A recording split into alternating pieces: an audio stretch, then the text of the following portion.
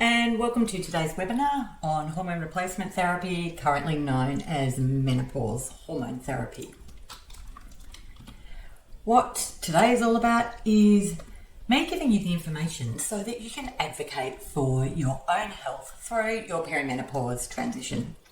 What you're going to learn in this webinar is really understanding what the symptoms are so that you know whether this is perimenopause or not, and understanding what types of hormone therapy there is available to you at this time, including what forms are available, and also understanding what the risks and benefits are as the current science is understood, because that has changed a lot over the last 20 years, and learn why lifestyle changes at this point in time are really important for your long-term health, whether you choose to use MHT or not.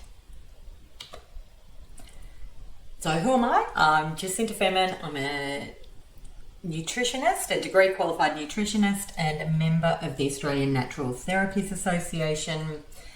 I went through menopause 5 years ago and had some symptoms, and I am generally able to work through them naturally, and that's what I'm going to also share a little bit with you today.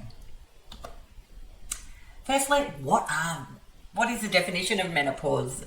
Many of my clients are kind of confused as to what all of this stuff even means. So menopause is actually 12 months after your final period. So 12 months later, you learn, right, I am now in menopause, which is a one-day event, and from then on you're postmenopausal. But the symptoms can start up to 10 years before you actually enter menopause. The average is 2 to 10 years, with many people kind of sitting in that 4 to 5 year mark where they're going to have a lot of symptoms. But before we kind of understand what is MHT, I'd like you to understand a bit about hormones. So firstly, what are hormones? They're chemical messengers, so they're produced by glands in your endocrine system, and I've listed the glands and the organs that produce them in red here in the diagram on the right. And what hormones do is they travel through your bloodstream to the target cells or organs where they perform their action. What do hormones do? They have so many roles in the body. A very regulatory role in terms of determining what your metabolism is. They support growth and development. They regulate your reproductive system and also play a role in your mood and your stress response. So because they do interact across so many organs within the body, no wonder we have so many symptoms arising when there's this flux in hormones at this time in your life. What I want to do is just take you back to year 8, possibly, where you did learn about the menstrual cycle. The reason is that it's better if you understand this so you know which hormones are disappearing and why they're causing potentially so much havoc. This is the two key hormones involved in the menstrual cycle are estrogen and progesterone. The day 1 is the first day of your period, so there's not that much happening. Then at about day 7, we see a big rise in estrogen. That is building the uterine lining to support a pregnancy. Then luteinizing hormone ensures that the egg is released and that you ovulate. Let's just go up here. So we've got the follicle growing here, and when you ovulate, the egg is released, and it's actually the leftover egg which is then called the corpus luteum, and this is what produces progesterone. So when you ovulate, you'll see you get a rise in progesterone. What's all that mean, and why do I want you to know that? It's really so that you understand you've got this up and down happening every single month, where progesterone goes up and down, estrogen goes up and down. In puberty, you see it rising as your body takes a while to get used to your reproductive years. Then it's relatively stable, and then in perimenopause it drops off before we have very low estrogen and progesterone. However, it's not that simple. Perimenopause is actually a hormone roller coaster. Check this out. So estradiol, which is the estrogen produced from your ovaries, goes up and down. It is wildly fluctuating, and that's what causes those massive change in symptoms that you can experience as you're entering perimenopause before you hit menopause. What are the most common symptoms? They do typically start from about age 40. Some people may experience them at about 35, but predominantly it's from 40. The key symptoms, hot flushes and night sweats, are really well known. They can lead to disturbed sleep. Weight gain is something a lot of women complain about, particularly weight around the middle. Your periods do start going a little bit haywire. One of the key symptoms that many women do not realise is associated with perimenopause is anxiety and depression. Also brain fog, a change in confidence. You just may not be feeling like yourself anymore. Then there's also gut health changes, breast changes. Your libido may go up or may go down, and then you'll also get vaginal and urinary symptoms. So there's a whole raft of symptoms from that change in progesterone and estrogen as it's dropping off or wildly fluctuating. The ones I've highlighted here are the ones that are the early symptoms to look out for in perimenopause. So hot flushes and night sweats, definitely. That anxiety and depression that I mentioned. Also brain fog. Because your period may still be really regular, you may think, oh, I'm not in perimenopause, but in actual fact, all of these other symptoms can be indicators that you are actually entering perimenopause and that your hormones are fluctuating. So whilst we've got symptoms from fluctuating estrogen and progesterone, there are other ones that are not as obvious. So the silent symptoms, I call, are the ones where our disease risk increases, but we may not be aware of it. For example, osteoporosis, the risk of osteoporosis vastly increases through perimenopause and menopause. Similarly, cardiovascular disease, and also the most recent research is showing that dementia risk is beginning from menopause.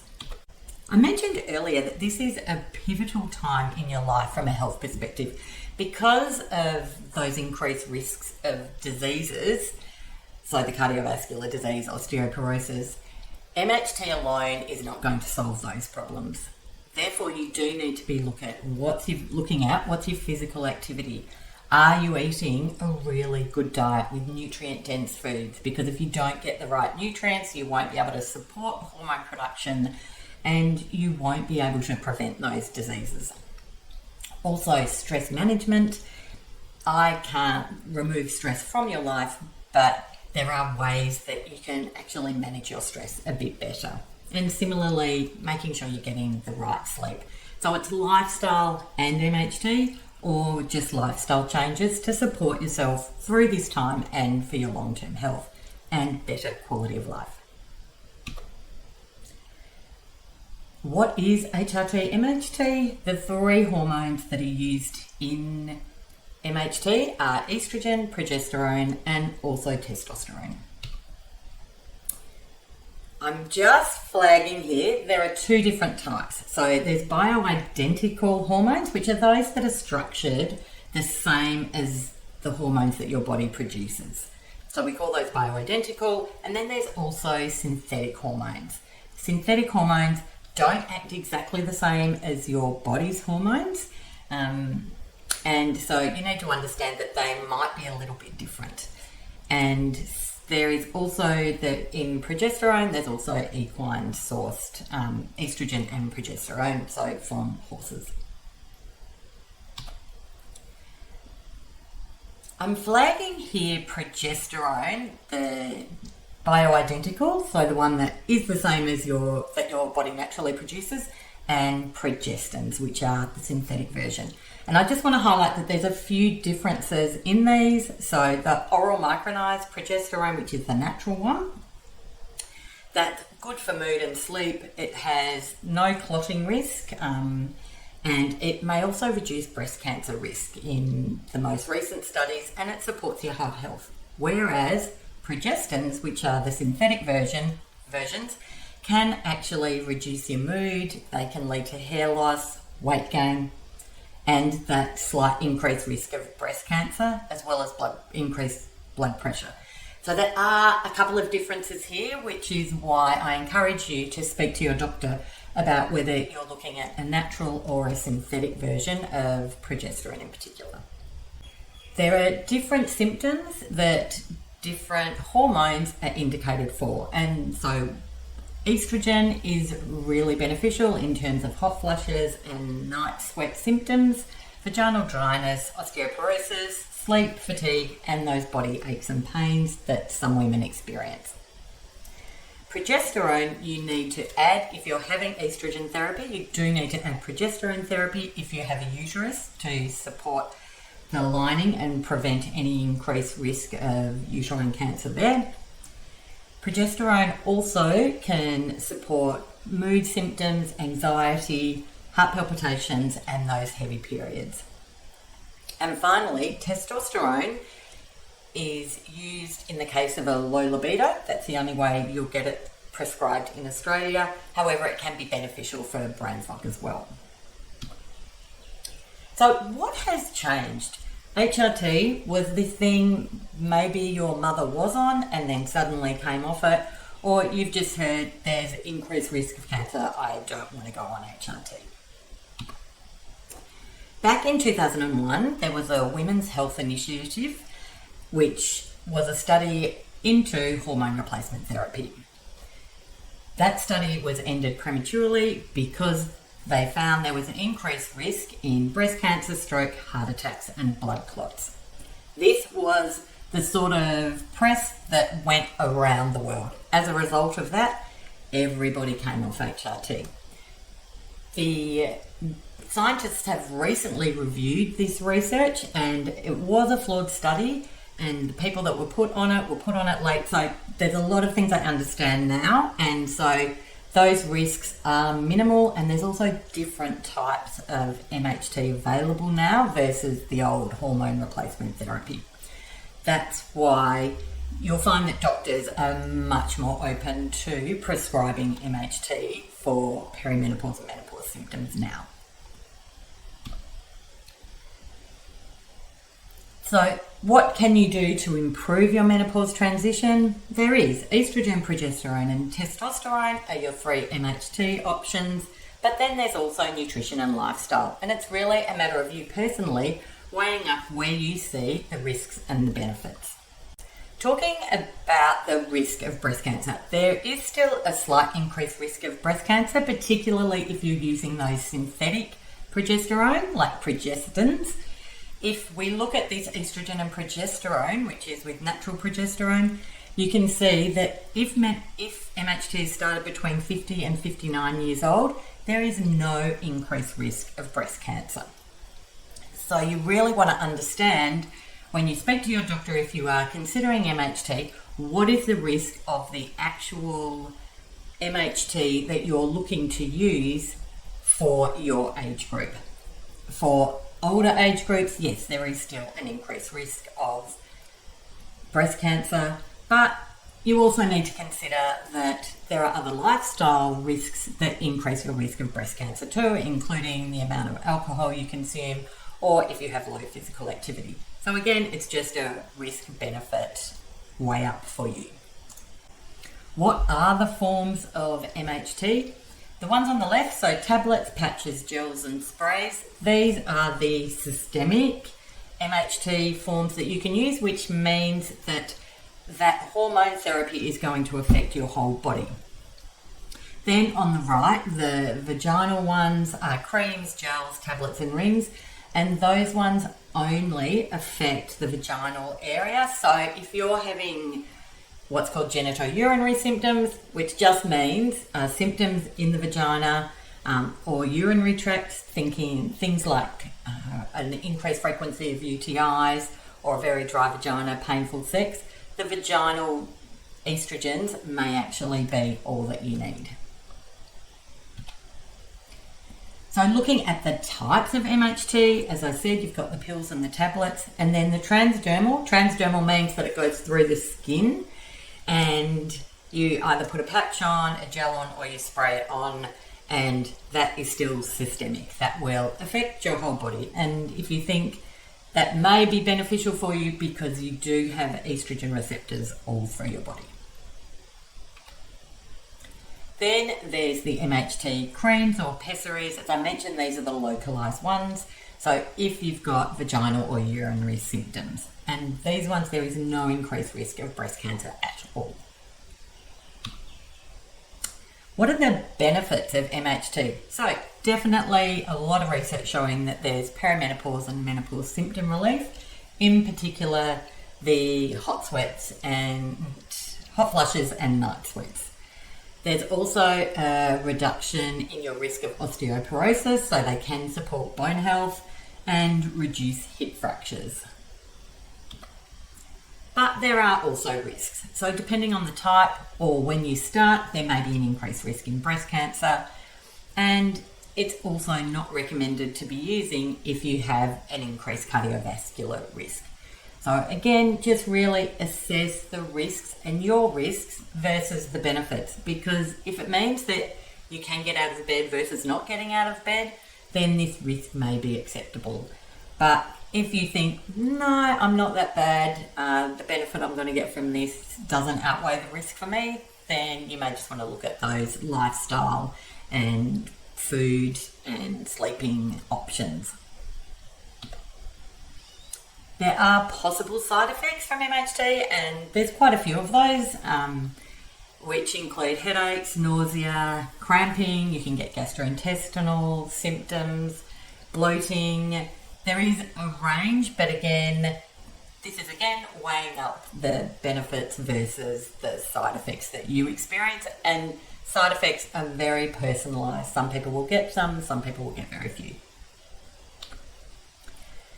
But there are some people that shouldn't be taking menopause hormone therapy, and this is doctors will not prescribe them if you have breast, endometrial or another hormone related cancer, currently or previously, or you have undiagnosed vaginal bleeding. There is the transdermal MHT, so when I was talking about the patches earlier or the gels or the spray, they go straight into your bloodstream and don't go via the liver. So sometimes doctors will actually recommend that you only look at those transdermal versions, and that would be if you've got established cardiovascular disease or you have clotting risk factors or an active liver disease.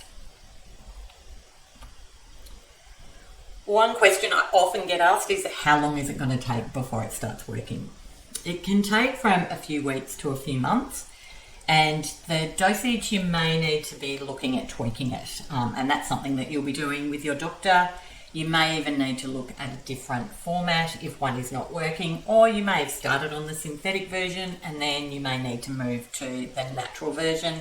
The bioidentical one does generally cost more, so you may choose to start on the synthetic one and then you may need to move to the bioidentical version, or you may want to just be looking at other lifestyle things as an option in between.